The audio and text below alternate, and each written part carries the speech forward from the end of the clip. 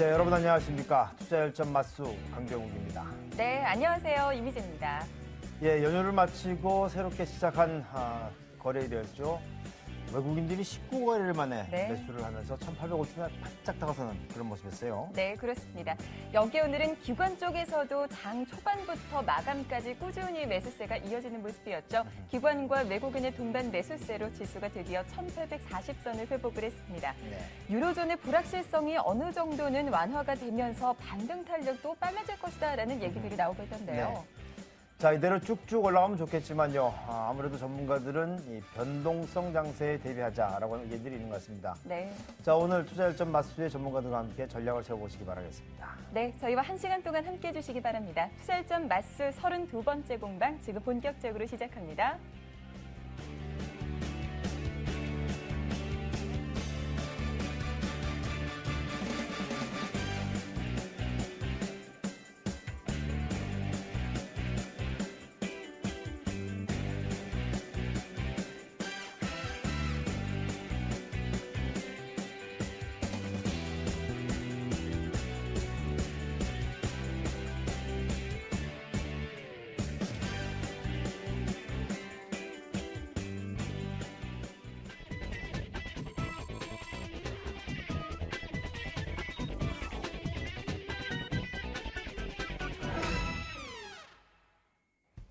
네, 시장에 있었던 이슈들을 정리해드리겠습니다. 화제 남녀 오늘도 화제 랭킹으로 문을 열 텐데요. 시장에 있었던 이슈들 가운데 5위부터 1위까지 저희가 순위를 매겨봤습니다. 가장 먼저 5위를 차지한 이슈부터 확인해 보시죠. 삼성전자의 전략 스마트폰 갤럭시 S3가 전 세계 28개국에서 오늘 동시 출시돼 글로벌 스마트폰 시장 공략을 시작했습니다. 지난 3일 영국 런던에서 베일을 벗은 갤럭시 S3는 인간의 신체적 특징을 인식해 동작하는 기능, 최첨단 카메라 성능, 여기에 자연을 닮은 제품 외관 등으로 주목을 받았죠. 그런데 출시일부터 공급 지연이라는 악재를 만났습니다. 갤럭시 S3의 페블블루 모델이 배터리 커버 결함으로 생산 차질을 빚게 된 건데요. 정확한 원인은 밝혀지지 않았지만 페블블루가 새롭게 시도되는 색상인 만큼 생산 복구 작업이 예상보다 까다로운 것으로 알려졌습니다. 이에 따라 삼성전자 측은 이미 생산된 배터리 커버 60만 개가량을 폐기 처분하고 문제점을 확인 중인 것으로 전해지고 있습니다. 계속해서 4위를 차지한 이슈입니다. 국내 주식형 펀드에서 10거래일 만에 자금이 빠져나간 반면 해외 주식형 펀드에는 580억 원이 순유입된 것으로 알려졌습니다. 공모펀드에는 자금 유입이 지속됐지만 사모펀드에서 571억 원이 빠져나가면서 전체적으로는 190억 원이 순유출됐습니다. 3위 이슈 확인해 보시죠. 금융당국이 공매도 세력에 강력 대처하겠다는 방침을 밝히자 관련 종목들이 일제히 올랐습니다. 거래소의 SK하이닉스와 삼성전자, LG전자 등을 비롯해 코스닥 시장에선 한동안 공매도로 몸살을 앓았던 셀트리온이 7%나 급등했는데요. 감독당국이 올 3분기 안에 대량 공매도 포지션 보고 제도를 시행한다고 밝힌 것이 주요했습니다. 김석동 금융위원장은 공매도에 따른 시장 교란을 좌시하지 않겠다며 이른 시간 내에 제도적 장치를 마련할 것이라고 강조했습니다. 그리스 유로존 탈퇴가 현실화할 경우 직격탄을 맞는 유로존 국가들이 물밑 작업에 한창입니다. 스페인 우려까지 불거지면서 유로존 17개국 가운데 최소 절반은 비상대책 마련에 착수한 것으로 알려졌는데요. 이탈리아와 핀란드, 독일, 네덜란드, 벨기에 등이 이미 비상대책 마련에 착수했거나 곧 착수할 예정인 것으로 나타났습니다. 비유로존 국가들의 준비도 한창입니다. 데이비드 캐머런 영국 총리는 영란은행 총재 등을 소집해 비상대책을 논의했는데요. 영국 총리실은 이미 오래전부터 계획했던 회의라고 설명했지만 이날 스페인 10년 만기 국채금리가 6.5%를 돌파해 7%를 바라보는 위험지대에 들어간 탓에 회의가 소집된 것으로 풀이되고 있습니다. 네, 화제 랭킹 5위부터 2위까지 이슈들 확인해봤고요. 바로 이어서 오늘의 1위를 차지한 이슈 어떤 것이었는지 바로 확인해보도록 하겠습니다. 코스피가 3거래일 연속 상승세를 이어갔습니다. 19거래일 만에 순매수로 돌아선 외국인과 기관의 동반 매수로 지수는 7거래일 만에 1840선을 회복했는데요. 특히 지난주 금요일까지 5월 들어 하루도 쉬지 않고 3조 9,714억 원어치 주식을 팔았던 외국인은 오늘 218억 원의 순매수로 장을 마쳤습니다. 다만 이를 외국인의 추세적인 매수세 전환으로 받아들이기는 아직 어렵다는 분석입니다. 전문가들은 다음 달 17일로 예정된 그리스 재총선까지 글로벌 불확실성에 따른 외국인의 위험자산 기피 현상은 이어질 것으로 보고 있습니다. 네, 화제 랭킹 1위까지 이슈들 확인해봤습니다. 계속해서 강병욱의 화제 비평과 함께 하시죠. 네, 강병욱의 화제 비평 시간입니다. 먼저 첫 번째 소식입니다. 코스피 지수가 3거래일째 오름세를 보이면서 1850선부터까지 왔습니다. 지난 18거래일간 이어지던 외국인들의 팔자세도 멈췄는데요. 외국인은 19거래일 만에 218억 원의 순매수를 나타냈습니다. 지금 무엇보다 중요한 것은 외국인 수급입니다. 외국인 매수세가 1,000억 원 이상 3일 연속 이어질 수 있는지 보는 것이 중요해 보이는데요. 외국인 수급이 바뀐다면 시장은 추가 상승이 가능하다고 볼 수 있습니다. 하긴 뭐 애들이라고 미치지 않고서야 매일 팔 수는 없는 일일 겁니다. 자, 두 번째 소식입니다. 국내 사모투자 산업이 꾸준한 성장세를 보이는 것으로 나타났습니다.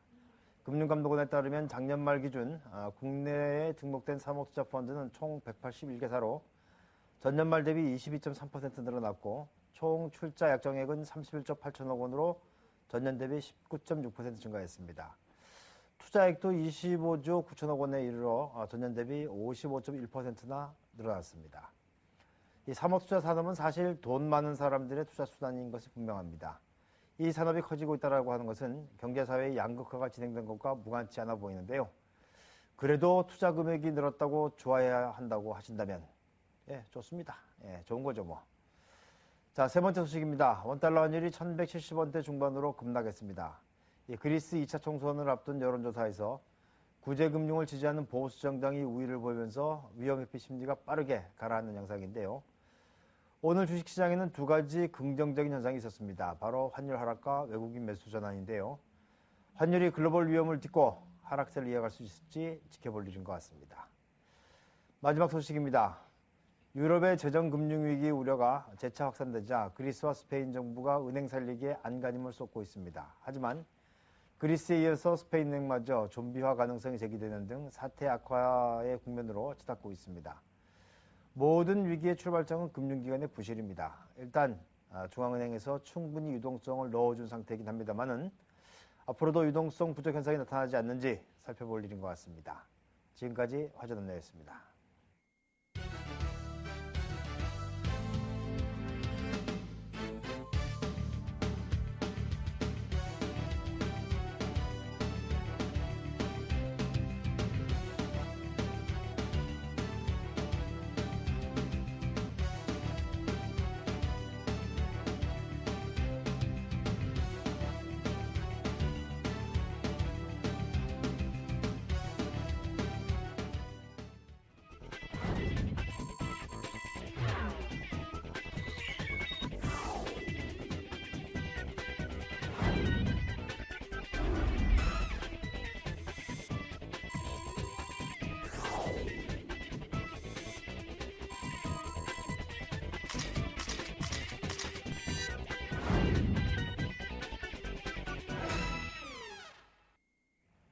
네, 투자전 맞수 32번째 공방 갑론을박으로 이어가겠습니다. 오늘 증시에 대한 얘기 함께해 주실 두 분 소개해 드릴게요. 리치인베스트먼트의 신기영 대표, CK증권트레이딩센터의 함천덕 대표 자리하셨습니다. 두 분 어서 오세요. 어서 오십시오. 네, 안녕하십니까. 네, 안녕하십니까. 네.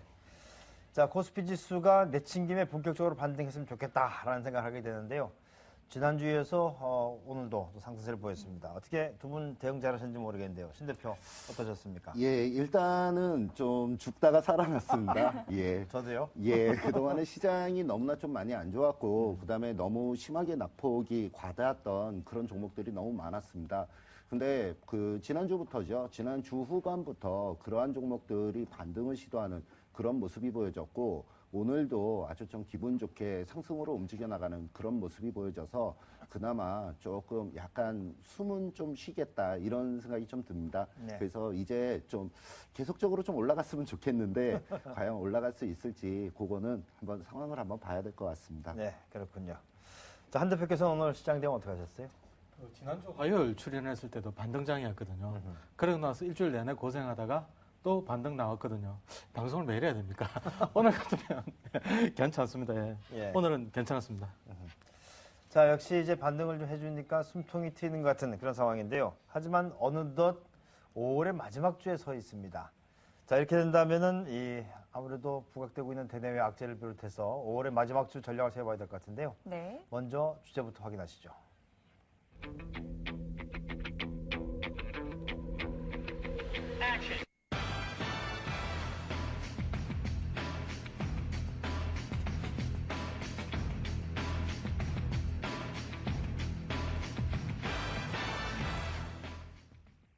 네, 오늘의 감독을박 주제는 5월의 마지막 주 정책이냐 지표냐 이런 주제가 되겠는데요. 자, 먼저 신 대표께서는 유로존의 불확실성보다는 이 경제 지표에 주목을 하자. 그런 예, 말씀이세요? 그렇습니다. 네. 예, 유럽 쪽에 움직이는 부분들은 좀 정치적인 요소가 굉장히 좀 강한 것 같습니다. 그래서 사실 유럽 쪽을 파악을 해 나간다라고 하는 부분이 그렇게 쉬운 일은 아니다. 이 말씀을 먼저 좀 드리겠고요. 근데 오늘 같은 경우에 보면은 우리나라 시장에서 일단 환율이 급락하는 그런 모습이 보여졌습니다. 그래서 그 부분을 보면 유럽 쪽이 단기적으로는 어느 정도 좀 풀려나가지 않을까. 유럽과 같이 연계가 되면서 유럽 시장이 안 좋을 때 환율이 급등으로 움직여 나가고 유럽이 좀 안정화가 될 때 환율이 급락으로 움직여 나가는 그런 모습으로 좀 예측을 하고 있습니다. 그래서 어떤 유로존 풀리지 않는 숙제 이쪽을 보는 것보다는 어떤 경제 지표 이쪽을 좀 더 봐야 되지 않을까 이렇게 생각을 하고 있습니다. 네, 그렇군요. 반면에 한찬덕 대표께서는 유로존 악재 아직 끝나지 않은 얘기다라는 쪽으로 초점을 맞추고 계신 것 같은데요. 그 뭐 결국 그 문제가 생긴 데서 푸는 게 제일 빠르지 않겠습니까? 예, 결자 이지라고 유럽 쪽에서 이제 정책적인 문제로 계속 불협화음 나오면서 장이 기울어서 이제 하향으로 이제 내려간 거기 때문에 역시 반등도 그쪽에서 풀어주는 게 순리라고 생각하는 거죠. 네, 결자해지. 예, 결자 이지입니다. 네. 유로존 문제는 사실 참 오래된 악재입니다. 그렇다면 앞으로의 영향력은 어느 정도 지속될지 한번 알아보도록 하죠. 유럽발 이슈 끊임없이 증시를 괴롭히고 있는데 과연 얼마나 지속될지 알아보도록 하겠습니다. 자, 국내 증시 유로존 악재 영향 계속될 거라고 보십니까? 신경 대표님. 아니라고 봅니다. 네, 네. 한창덕 대표께서는요. 저는 계속 될 거라고 봅니다.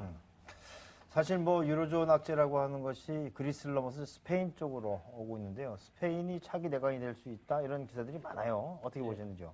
그 스페인 은행 쪽도 지금 뭐 부실하는 부분이 계속 눈덩이처럼 불어나고 있는 상태지 네. 않습니까? 부동산 문제도 심각한 상태라서 이게 사실 유럽 문제는 이제 변수가 아니고 상수로 봐야 된다고 생각하는 거죠. 일정 부분 문제가 항상 상존해 있는 상태에서 이게 이제 어떤 이벤트를 만날 때마다 계속 커지는 상태니까 요거는 계속 주목을 해봐야 된다고 보는 겁니다. 이게 지금 유럽 자체만 놓고 보면 벌써 지금 몇 년째 진행이 된 악재인데 이 오래된 악재들이 예전 같으면 이제 재료가 노출되면 그 재료가 가지고 있는 영향력이 줄기 마련인데 지금 요번에 우리가 겪고 있는 유럽 악재는 저도 주식 오래 하지만 처음 본다 할 정도로 나날이 새롭게 생명력을 얻고 있거든요.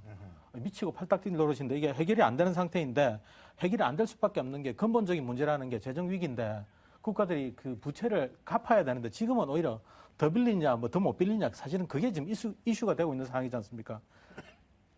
그런데다가 지금 그리스 쪽도 지금 심각한 게 뭐냐면 그 정부는 지금 그 공공대급 지급을 미루고 있고 네. 국민들은 세금을 납부를 또 미루고 있다 하거든요.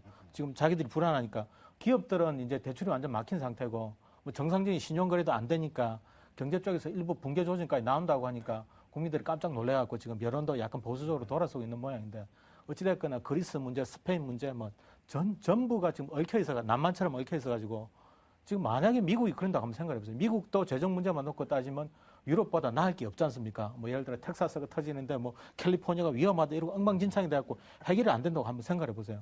그 비슷한 문제인데도 미국 같은 경우에는 뭐 그 발권력 동원하면 되고 FRB 있고 그다음 미국 그 행정부가 그 통일된 의견들 계속 내주고 뭐 그 정도니까 그나마 이제 나은 정도인데 유럽 같은 경우에는 그 무슨 의견이든지 그 합의를 한다는 게 상당히 비생산적으로 시간이 많이 걸리는 상태인데다가 문제들은 계속 재생산되고 이러니까 이거를 뭐 해결이 되었다고 볼 수도 없는 거고 그래서 앞으로 몇 년 정도 적어도 한 5년에서 7년 정도는 유럽 문제를 상수로 보고 그때마다 변수가 생겨서 정폭이 되거나 아니면 조금 잦아들거나 뭐 요 정도라고 봐야 되니까 당장 뭐 유로존 불확실성이 해결이 됐다고 보는 거는 좀 많이 갔다 이렇게 봅니다.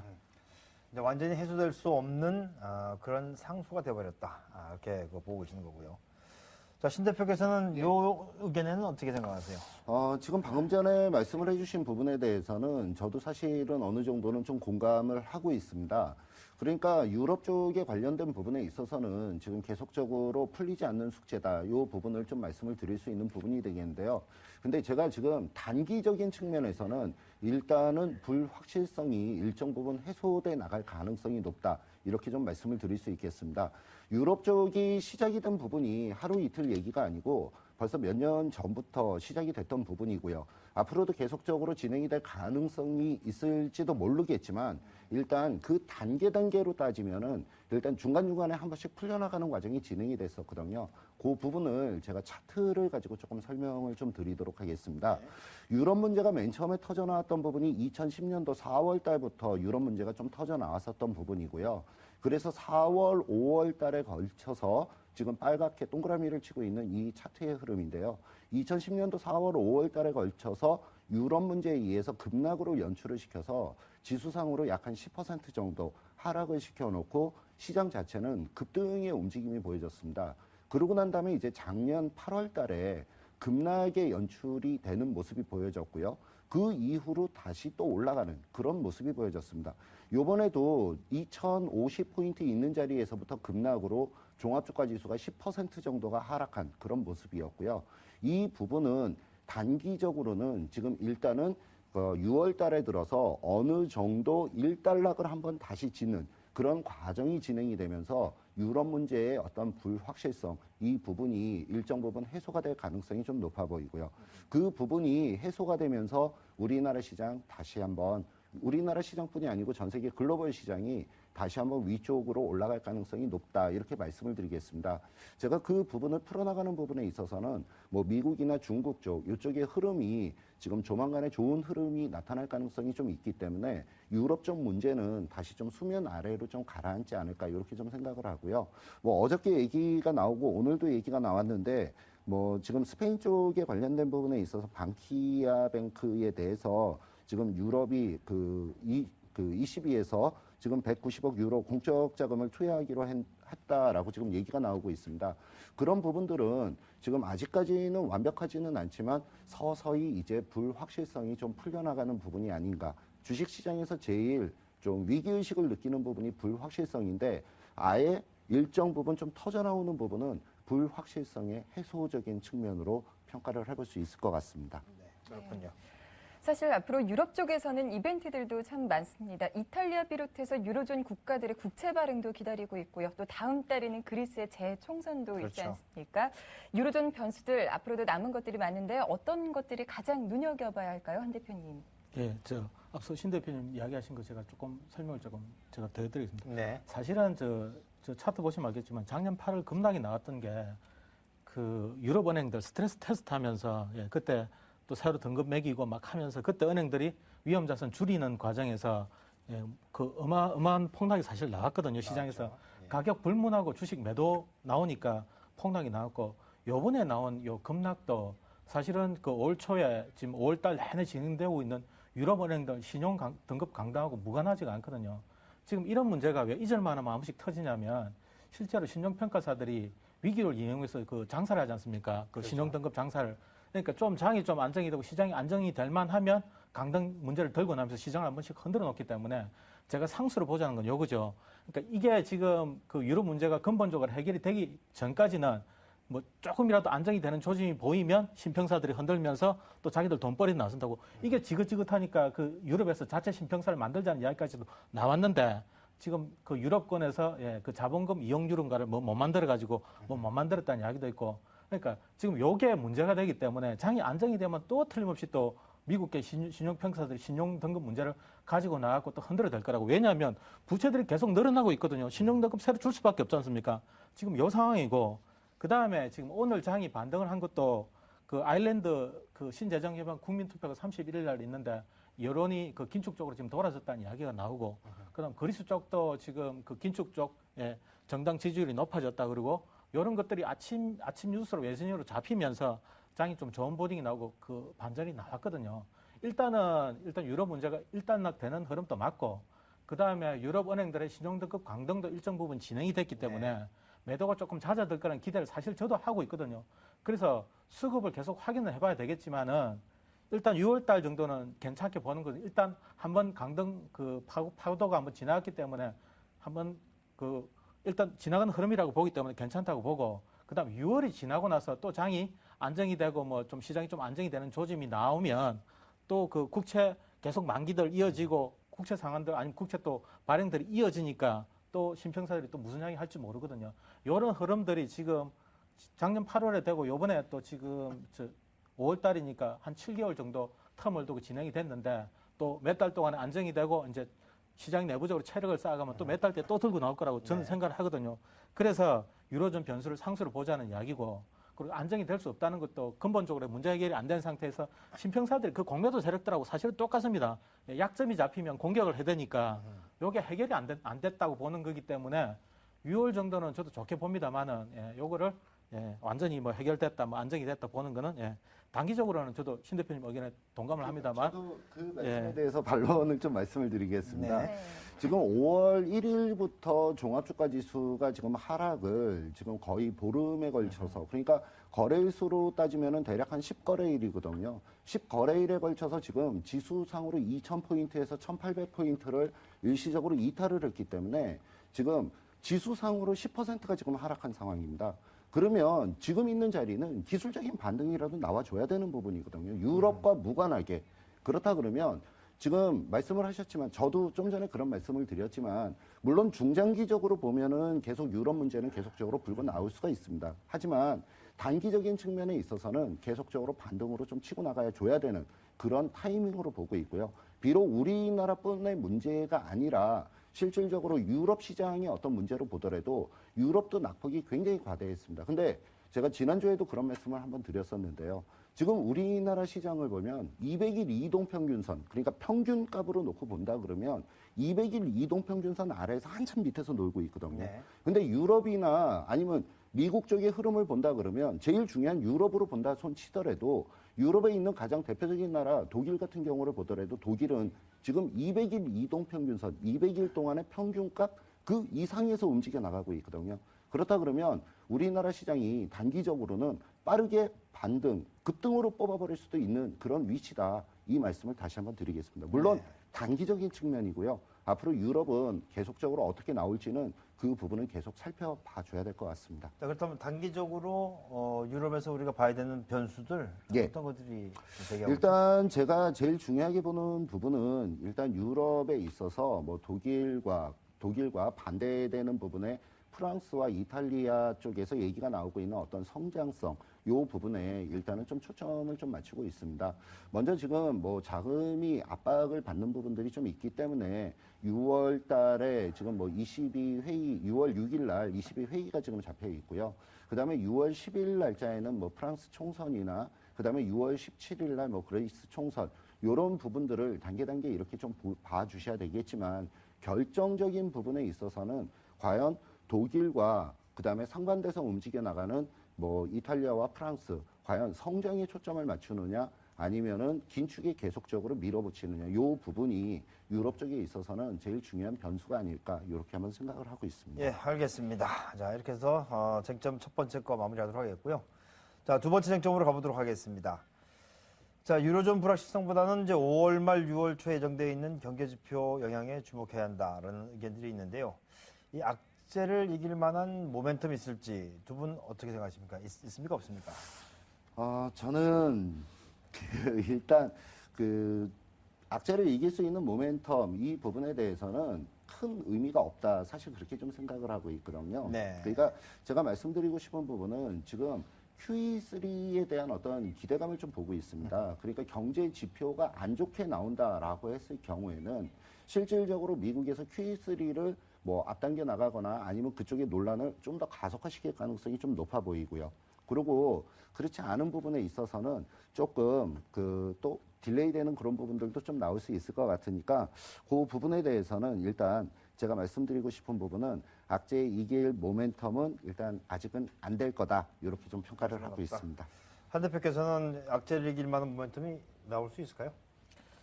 지금 당장은 지표상으로는 지금 나오기 힘들다고 보는 게 미국 경제 지표가 계속 좋았다 나빴다 사실 오락가락하고 있지 않습니까? 고용 지표도 그렇고. 그다음에 중국 경제 지표는 지금 계속 안 좋게 나오잖아요. 1분기 경제 성장률이 8.1% 나왔고 지금 2분기는 그 성장률이 8%가 안 될 거라는 예상들을 하고 있고 8.1분기에 나온 8.1%도 3년 내 최저치고요. 오늘 중국 증시가 1.2% 정도 상승 마감했는데 마감한 이유가 중국 정부에서 이제 새로운 또 경기 부양책을 내놓을 거란 이야기, 이런 기대 때문에 사실 반등을 했거든요. 그래서 지금 보고 있는 거는 경제 지표가 아니고 결국 중국 정부에서 뭐 강력한 드라이브 거는 거죠. 성장 뭐 이쪽으로 경기 부양 요거 하나 기대하고 있고 그다음에 또 제가 아까 이야기를 안 하고 넘어갔는데 그 유럽 이벤트 아일랜드 국민 투표권은 일단 좋게 나온다고 하니까 결과를 긍정적으로 보고 있는 것 같고 시장이 지금 보고 있는 거는 사실은 ESM하고 신재정 협약 그 독일 의회 표결이 날짜 연기가 됐다고 하더라고요. 아직 정확하게 언제 할지는 모르겠는데 지금 야당 쪽에서 성장 이야기하고 있다니까 요 성장하고 맞물려 가지고 어떤 결과들이 나온다면 이것도 모멘텀이 돼줄 것 같거든요. 그래서 요 두 개를 사실 주목을 하고 있습니다. 중국에서 나올 경기 부양책하고 독일에서 그 ESM 관련해 갖고 유럽 신재정 협약 관련한 표결이 나오면서 성장 이야기가 좀 나와주느냐. 그러면 분위기가 좀 반전이 될 거라는 생각을 하고 있습니다. 네. G2 얘기가 나온 김에 미국 증시 잠깐 좀 보고 가도록 할까요? 미국 증시도 어제 메모리얼 데이로 휴장을 했죠. 오늘 밤에 이번 주 첫 번째 거래를 시작하게 될 텐데 신경 대표님 관전 포인트가 있다면은요. 지금 미국 시장에 대해서는 지금 뭐 여러 가지 그 부분들이 좀 많이 있습니다. 근데 제가 보기에는 이렇습니다. 최근 근래에 시장이 움직이는 모습들을 보면 아시아 시장이 뭐 미국이나 유럽 쪽보다 약간은 먼저 선행하는 그런 경향들이 조금 있습니다. 그래서 제가 보기에는 오늘 저녁 같은 경우에도 일단은 좀 미국 시장이 좀 긍정적인 그런 흐름을 좀 만들어주지 않을까 이렇게 좀 예상을 해볼 수 있는 부분이 되겠고요. 이제 5월 말이고요. 그 다음에 조금 지나면 이제 6월 달에 진입을 하게 됩니다. 그러면 지금 5월 말부터 서서히 어떤 지표의 발표가 나오기 시작을 하면서부터 좀 그 Q3에 대한 얘기가 좀 나오지 않을까 싶어요. 그래서 그 부분은 지금 6월 달에 일단 오퍼레이션 트위스트가 마무리되는 관계가 되기 때문에 어떻게든지 유동성의 공급은 좀 진행을 시켜줘야 될 걸로 예상을 하고 있고요. 그 다음에 미국 같은 경우에는 11월 달에 지금 대선을 지금 앞두고 있는 그런 상황입니다. 그래서 요번에 어떤 식으로든지 유동성 공급을 좀 진행을 시키면서 그 부분을 계속적으로 좀 대선을 준비하는 그 작업이 진행이 될 걸로 그렇게 좀 보고 있는 부분이고요. 그래서 그런 부분들에 의해서 아무래도 오늘 미국 시장의 어떤 흐름의 움직임이 좀 강하게 상승으로 움직여 나가느냐. 오늘 중국이 아주 굉장히 좀 좋았기 때문에요. 네. 오늘 미국이 강하게 좀 상승으로 움직여 나가는 그런 모습이 좀 보여진다 그러면 전반적으로 미국이나 아니면 아시아, 그러니까 G2를 중심으로 해서 좀 전반적인 좋은 흐름의 모습이 나오지 않을까 이렇게 한번 예상을 해보고 있습니다. 네. 자, 한 대표께서는 어떻게 미국 시장 어떻게 판단하고 계시죠? 오늘 미국 시장은 좋을 거라고 생각하는 거죠. 네. 유럽 쪽에서도 뭐 괜찮았고 실제로 유럽에 뭐 아침에 그 유로화가 더 안 밀린다는 이야기 나오면서 장 분위기 좋아서 유로 환율도 좀 주목해 봐야 될 것 같고요. 개인적으로 그 트레이딩하는 감각으로 본다면 그렇습니다. 만약에 오늘 미국 장이 정말 좋았고 내일 장이 갭 상승한다면 단기 매도 자리라고 보여지거든요. 그래서 제가 좋은 이야기는 더 안 드리겠습니다만은 그 호재성 뉴스들이 또 없는 건 아니거든요. 지금 Q3 아까 말씀을 하셨는데 이게 가능할 수 있는 것도 사실은 유가가 지금 잡히고 있지 않습니까? 지금 전 세계에서 그 셰일가스 상업 생산을 제대로 하고 있는 나라가 미국밖에 없는데 요걸 무기로 해가지고 지금 유가가 어느 정도 지금 제어가 되고 있는 상태니까 유가가 통제가 되면서 정책적으로도 어느 정도 이제 룸이 조금씩은 생기는 것 같습니다. 그래서 그 긍정적인 부분도 없지가 않거든요. 그래서 좋은 부분도 많이 있는데 지금 단기로 뭐 반등을 뭐 3일씩 4일씩 연장으로 치고 나갈 만큼 시장 체력이 좋지 못해서 제가 이제 일단 뭐 긍정적인 이야기는 오늘 그만하겠습니다. 네, 알겠습니다. 자, 그러면 쟁점 세 번째로 넘어가 보도록 하겠습니다. 지금 뭐 가장 중요한 변수 중에 하나가 바로 환율인데요. 이 치솟는 환율 부담이 아닐 수 없는 그런 상황인데 오늘 증시 상승과 함께 조금 약세를 보이긴 했습니다. 하지만 그래도 환율 1,200원 시대를 대비해야 할 것인지 두 분 의견은 어떻습니까? 짧게 좀. 저는 아니라고 봅니다. 안 간다. 예. 한 대표께서는요? 저도 아니라고 봅니다. 저 환율 차트 잠깐만요 봐주시면요. 실제로 2010년부터 지금 장기적으로 사실은 우하향하는 추세지 않습니까? 그래서 요번에 그 찍은 고점도 사실 밴드 상단에 있거든요. 그래서 이 돌파를 했다고 보기 힘든 자리라서 요게 추세가 여전히 유지되고 있다고 보는 게 자연스럽다고 보는 겁니다. 저거는 지금 원달러 환율인가요? 예, 원달러 환율이죠. 예. 예. 그러니까 지난 금요일 날이 고점을 찍었는데 추세 상단 정도에 걸렸다고 보는 거죠. 저걸 돌파로 보기는 무리가 있으니까 결국은 아직 추세를 이탈했다고 보기 힘드니까 예, 지난 금요일 정도 고점이었다고 생각을 하는 거고요. 그리고 개별 주식 차트도 제가 하나 올려보면요. 예, 잠깐만요.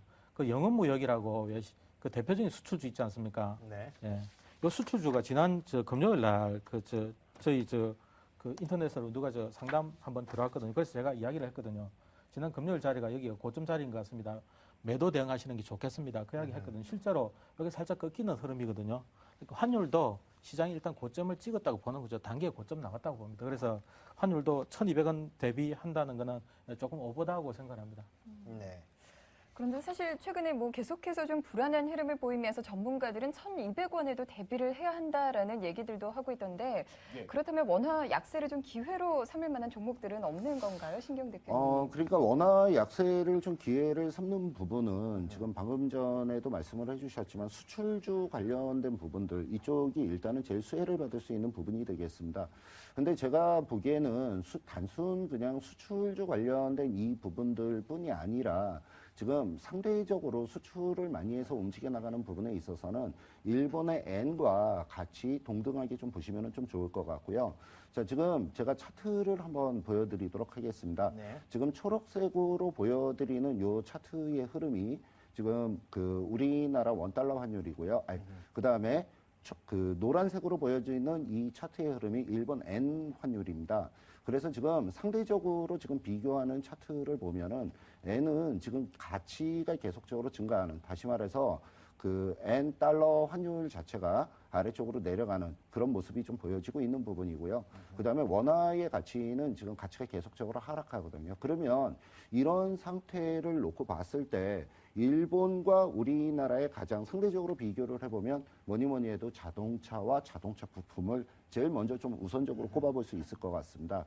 그래서 오늘 같은 경우에도 현대차가 상대적으로 좀 강하게 움직여 나가는 그런 모습들이 좀 보여졌었고요.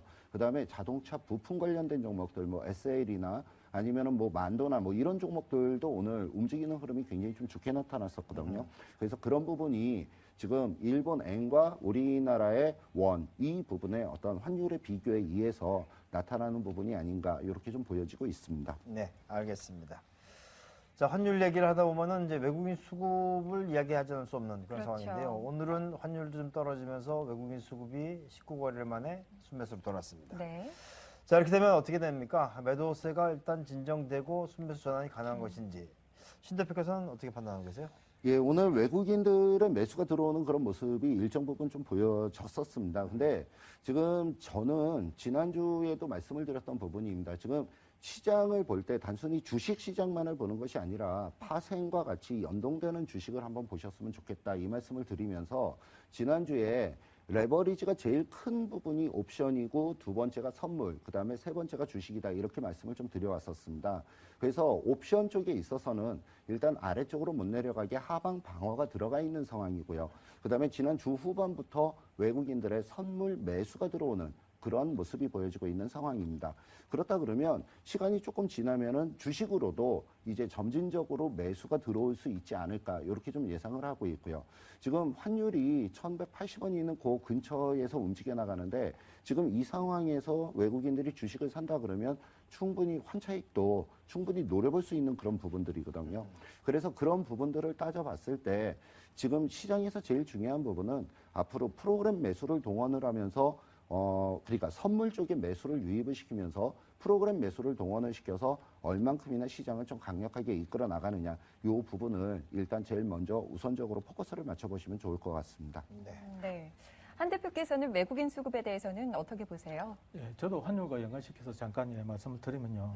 환율 차트를 보면 사실 5월 내내 그 외국인이 순매도였잖아요. 매도였다가 오늘 그 매수로 잡혔는데 제가 지난 금요일 고점이 의미 있는 자리였다. 추세 상단이라는 말씀을 드렸고 오늘 보면 약간 꺾이는 흐름인데 실제로 환율은 당장 얼마인가 보다는 외국인들이 매매 판단할 때 당장 얼마인가도 중요하겠지만은 정말 중요한 건 방향을 보는 거지 않습니까? 추세, 예. 그렇죠. 추세를 보는 건데 외국인들이 올 초에는 위쪽을 본 것 같습니다. 그래서 계속 매도 대응을 하다가 오늘 사실은 의미 있는 반전이 환율에서도 이루어졌고 외국인들 매매에서도 나왔거든요. 나왔기 때문에 일단은 외국인 그 매도세가 그 환율 자체로 보면 요 차트하고 같은 흐름이라면 좀 진정이 됐다고 보는 게 맞는 것 같고요.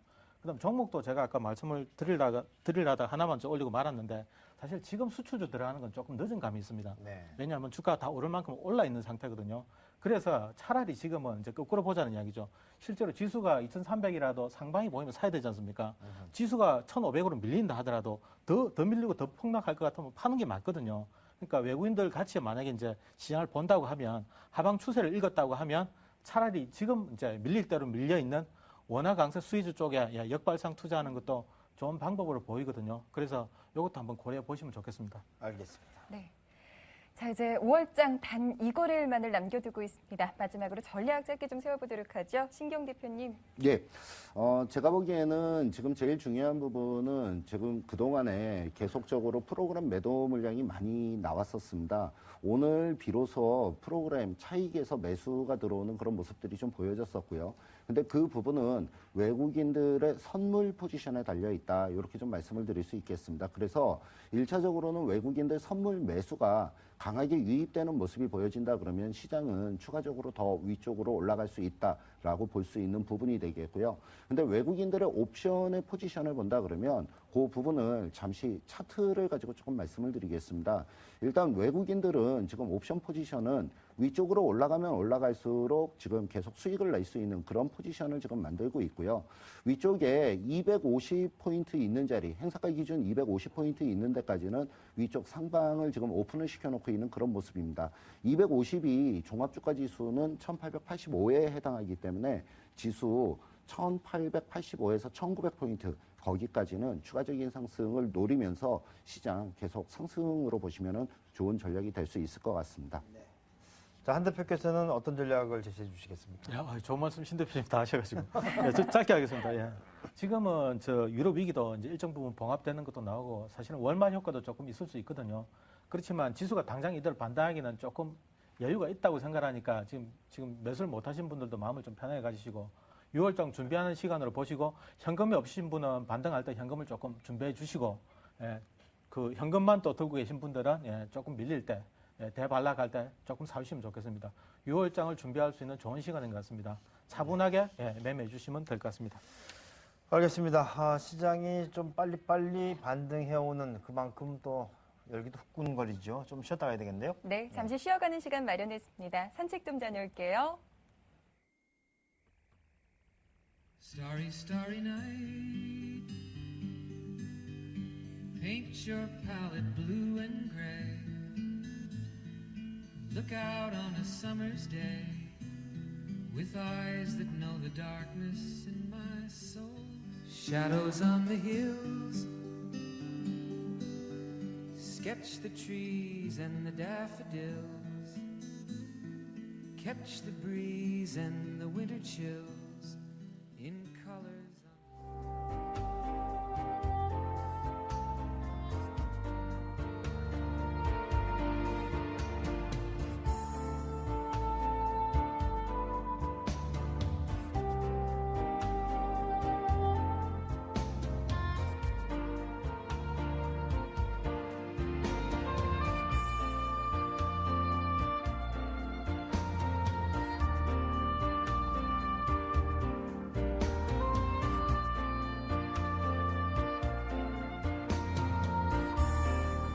네, 주식 투자 속에서 희노애락을 남게 느꼈던 작품들을 소개하는 시간이죠. 예, 오늘 한찬덕 대표의 플레이리스트 바카스탕 보고 왔는데요. 아주 유명한 대사죠. 나 돌아갈래. 그런 것 같은데요. 예. 자, 한 대표, 결국 돌아가고 싶은 거죠? 아마 제가 요번에 인터넷으로 무료 방송도 하면서 이제 투자자들 또 만나보면서 느낀 건데 의외로 손실 많이 보신 분들이 많더라고요. 그래서 아마 계좌에 아직 손익이 없었을 때 막 투자 시작했을 때 그때로 돌아가고 싶으신 분들이 좀 많으신 것 같아가지고 이 영화가 딱 지금 정도의 생각이 딱 났습니다. 그래서 오늘 플레이리스트에 올려봤습니다. 네. 자, 뭐 나 돌아갈래. 역시 계좌가 손실 나기 전 그 네. 상태로 돌아갔으면 좋겠다. 그런 말씀이신 것 같은데요. 신 대표께서도 이 영화 보셨죠? 저는 사실 영화는 못 봤고요. 네. 그 주식 투자를 하면서 돌아갈래 이런 경험은 아주 굉장히 좀 많았습니다.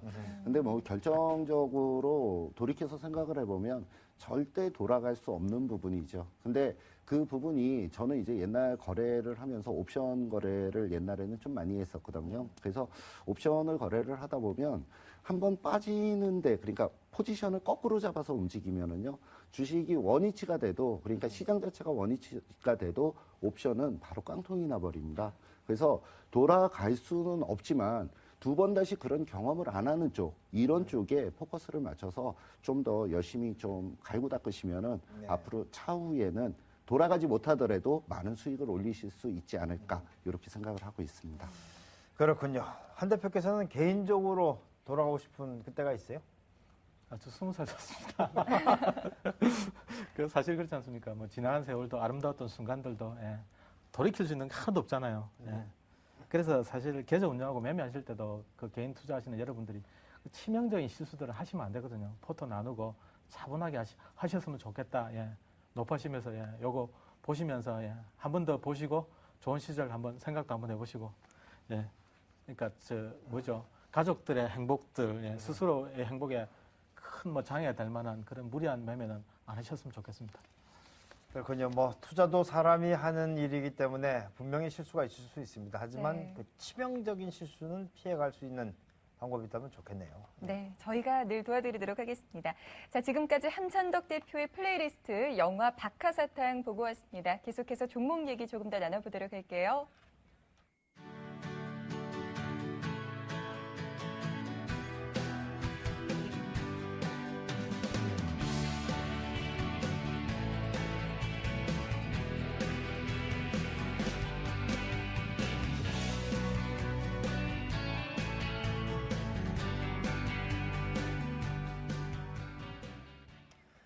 네, 사야 할지 팔아야 할지 종목 전략 깎고 세워드리도록 하겠습니다. 결정적 한방.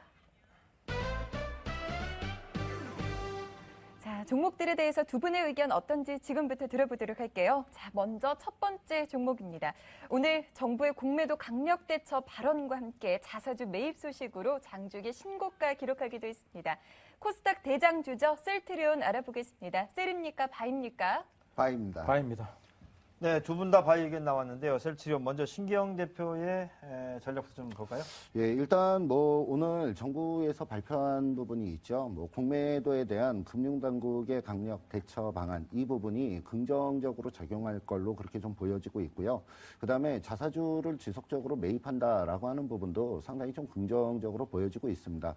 지금 셀트리온 같은 경우에는 차트를 보시면은 권리락이 진행이 된 그 부분이고요. 이 권리락이 진행된 이후에 신규로 상장이 돼서 진행되기까지는 추가적인 상승이 좀 더 이어져 나올 수 있을 걸로 보여지고 있습니다. 그래서 제가 보기에는 일단 약 한 38,000원에서 4만 원 정도까지, 요 정도까지는 추가적인 상승을 한번 노려봐도 좋지 않을까, 이렇게 생각을 하고 있습니다. 네. 자, 한 대표께서도 바이 의견 주셨는데요. 지금 사실 그렇습니다. 지금 셀트리온 같은 경우에는 뭐 고평가 논란이 나올 수도 있는 그 밸류에이션 상태인데도 지금 경영진이 그 공매도에 단호하게 대처하고 있지 않습니까?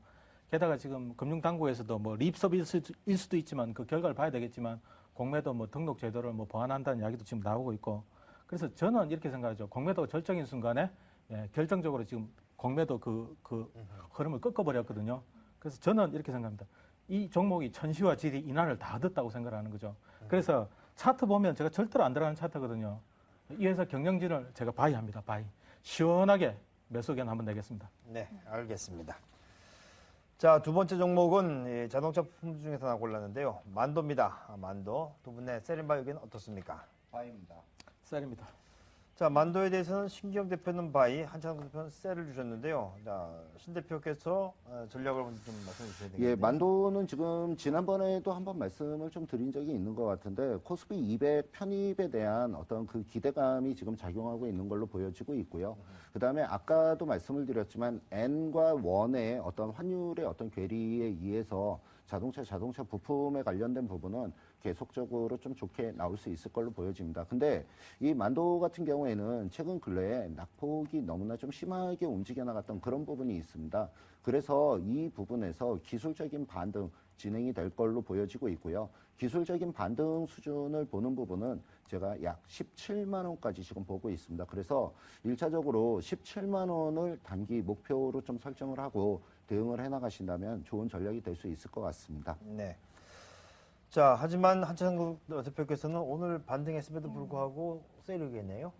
사실 그 기업이 일주일 속에 좋아지지는 않습니다. 그래서 신규 투자 이야기 지금 계속 나오고 있잖아요. 한전산업개발도 그렇고 브라질 공장이 이제 오늘 뭐 준공 기사 나오면서 주가가 좀 그 영향을 받아서 반등하기는 했는데 실제로 공장이 막 가동된다고 해서 바로 수익이 나는 건 아니거든요. 그리고 또 한전산업개발 같은 것도 지금 인수한 뒤에 또 리스크가 좀 있고 그 실제로 수익에 차분하게 기여할 때까지 시간이 조금 걸린다고 봐야 되는데 실제로 만도 같은 경우에는 PBR 지표도 시장 평균 한 2배 정도 되고 그 PER 지표도 시장 평균보다 조금 높은 상태라서 성장성이 주가에 많이 반영이 된 상태거든요. 그리고 저 아까 코스피 200 편입도 이제 6월 달이면 그것도 또 약효가 다 하는 거라서 네. 예, 기대 수익률 자체가 지금 높지 않다고 보는 거죠. 실제로 지금 낙폭 과대로 그 무너진 주식들이 사실 많이 있거든요. 그래서 셀 의견 냈습니다. 네, 그렇군요. 네. 자, 세 번째 종목 보도록 할게요. 좀 전에 셀트리온 확인해 봤었는데 공매도 상위 종목에 올라와 있는 종목입니다. SK 하이닉스 두 분의 의견 어떻습니까? 바입니다. 예, 바입니다. 네. 자, SK 하이닉스 먼저 신경 대표의 전략부터 좀 볼까요? 예, SK 하이닉스 같은 경우에는 지금 뭐 5월 달 그동안에 진행되어 오는 과정에서 고정가, 그러니까 D램의 고정가액이 계속적으로 좀 상승으로 움직여 나간다라는 얘기도 있고요. 앞으로 뭐 6월 달에도 계속적으로 상승으로 움직여 나갈 가능성이 높다라고 좀 평가를 하고 있습니다.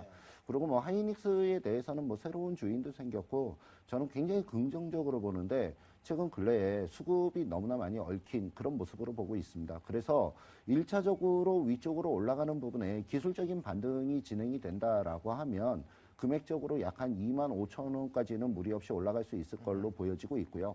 2만 5천 원 돌파해서 움직여 나간다 그러면 2만 8,500원 정도까지 추가적인 상승 계속적으로 진행될 가능성이 높다. 이렇게 말씀을 드리면서 바이 네. 의견을 좀 드리도록 하겠습니다. 자, 한 대표께서도 간단히 좀 전략을 좀 봐주시죠. 예, 그 지난 5월 달 내내 환율이 좋았거든요.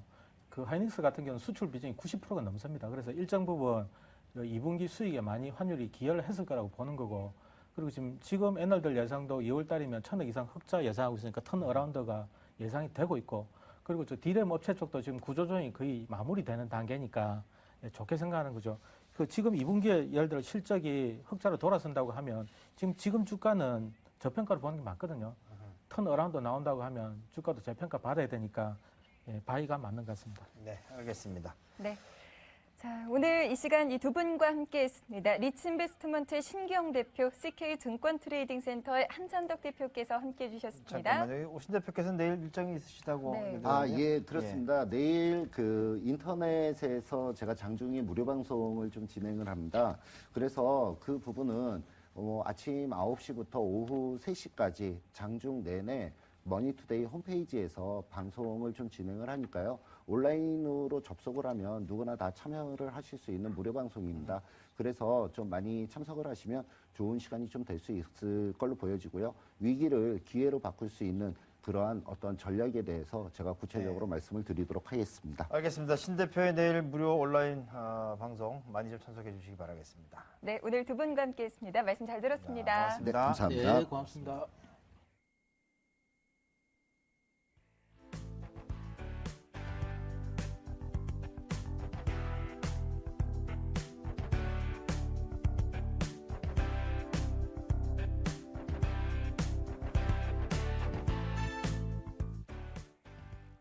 네, 오늘 미국 시장이 어느 때보다도 궁금한데요. 오늘 발표된 지표가 하나 있죠? 네, 그렇습니다. S&P 케이스실러 1분기 주택가격지수 발표가 되고요. 5월 소비자 신뢰지수도 예정되어 있습니다. 네. 자, 아무튼 뭐 여러분들 지표가 어떻게 발표되는지 주목해 주시기 바라겠습니다. 네. 자, 투자전 마스 32번째 공방 오늘은 여기서 마무리하겠습니다. 저희는 내일 저녁 9시에 다시 찾아뵐게요. 인사드릴 시간이네요. 여러분 편안한 밤 보내세요. 굿나잇. 굿락.